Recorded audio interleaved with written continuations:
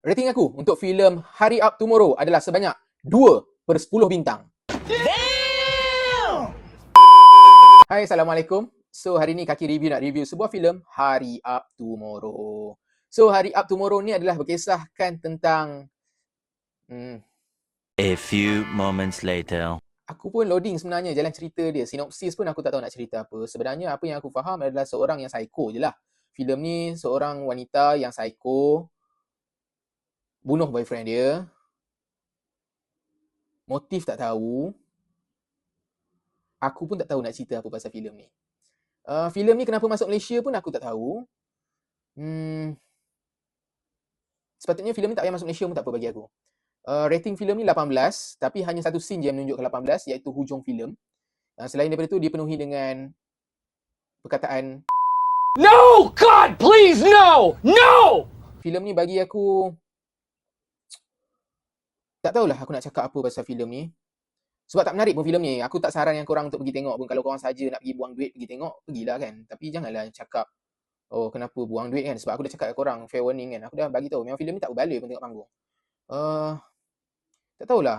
Kau bayangkan kalau kau daripada start sampai habis filem, okay, start filem, aku boleh katakan 30 minit ke sejam yang pertama, kau dipenuhi dengan scene yang kamera tak ada wide shot, kamera hanya pusing dekat watak tu.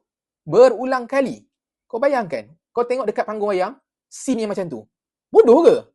Dia macam, kau tak ada modal lain ke kau nak buat benda tu kan? Lepas tu, bagi akulah, okay lah, kau nak buat musical boleh, tak ada masalah. But sikit-sikit dah lah.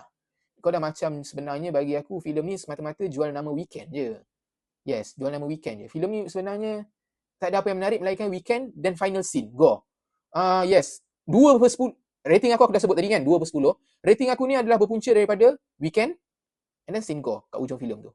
Selebih daripada tu, tak ada apa yang menarik. Aku pergi tengok filem ni aku pergi tengok filem ni dengan seorang rakan review aku juga. Tapi kita orang dua pun no idea nak cakap pasal filem ni. Tak